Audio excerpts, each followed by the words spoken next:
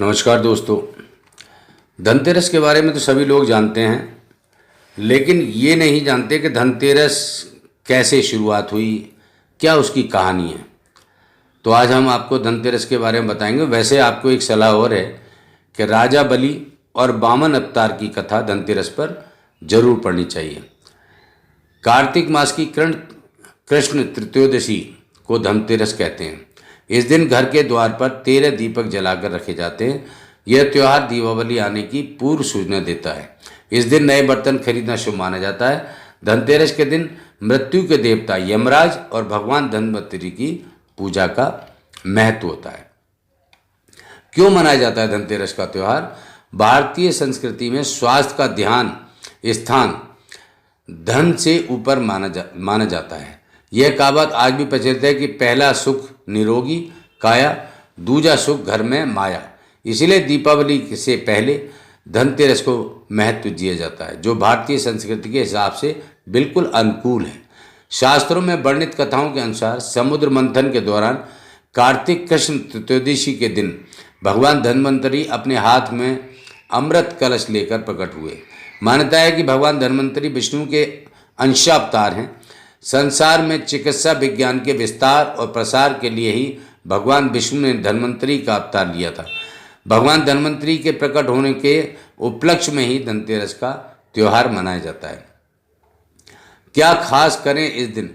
इस दिन अपने समर्थ अनुसार किसी भी रूप में चांदी एवं अन्य धातु खरीदना अति शुभ है।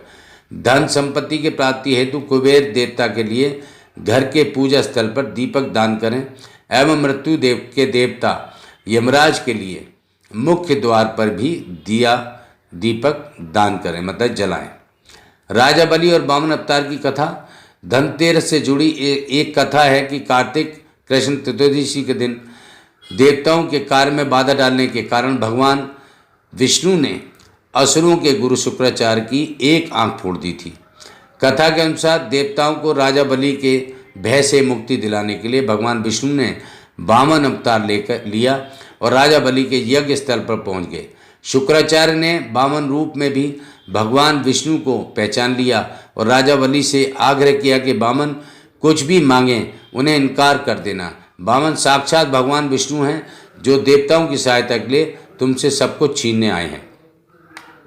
बलि ने शुक्राचार्य की बात नहीं मानी। वामन भगवान द्वारा मांगी गई 3 पग भूमि दान करने के लिए कमंडल से जल लेकर संकल्प लेने लगे। बलि को दान करने से रोकने के लिए शुक्राचार्य राजा बलि के कमंडल में लघु रूप धारण करके प्रवेश कर गए।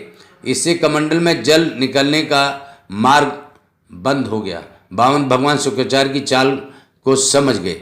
भगवान वामन ने अपने हाथ में रखे हुए कुशा का कमंडल में ऐसे रखा कि शुक्राचार्य की एक आंख फूट गई।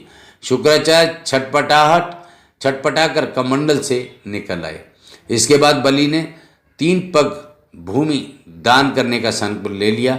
तब भगवान वामन ने अपने एक पैर से संपूर्ण पृथ्वी को नाप डाल लिया और दूसरे पग से अंतरिक्ष को, तीसरा पग रखने के लिए कोई स्थान नहीं होने पर बलि ने अपना सिर वामन भगवान के चरणों में रख दिया। बलिदान में अपना सब कुछ गंवा बैठा। इस तरह बलि के भय से देवताओं को मुक्ति मिली और बलि ने जो धन संपत्ति और देवताओं से छीन ली थी, उससे कई गुना संपत्ति धन देवी देवताओं को मिल गई।